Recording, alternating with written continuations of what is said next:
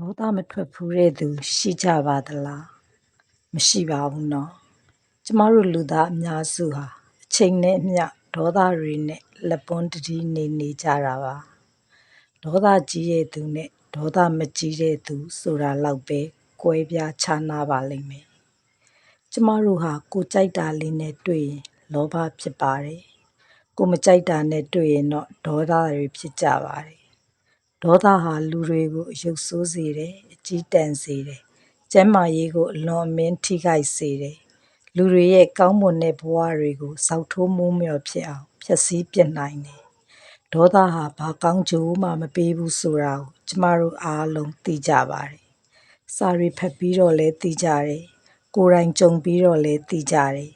ပတ်ဝန်းကျင်မှာလည်းတွေ့မြင်နေရလို့ကောင်းကောင်းကြီးသိကြပါတယ်ဒါပေမဲ့ဒေါသကိုကျမတို့မထိန်ချောင်းနိုင်ကြပါဘူးလူတစ်ယောက်ကိုဒေါသထွက်အောင်လုပ်ဖို့ကအင်မတန်လွယ်ကူပါတယ်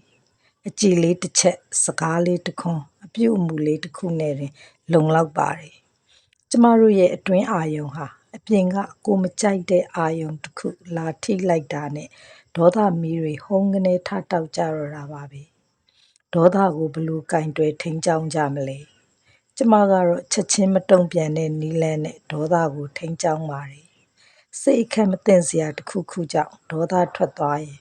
ဒေါသအလျောက်မတုံ့ပြန်မိအောင်စိတ်ထဲကနေ1 2 3 4ဆိုပြီးဖြည်းဖြည်းမှန်မှန်ရေရွတ်နေလိုက်ပါတယ်တချို့ဒေါသတွေက10လောက်ကိုရောက်ရင်တုံ့ပြန်ခြင်းစိတ်ပျောက်ဆုံးသွားတာကိုတွေ့ရပါတယ်တချို့ဒေါသကိုတော့1ကနေ30 40အထိလောက်ရောက်အောင်ရေတွက်ပေးပြီး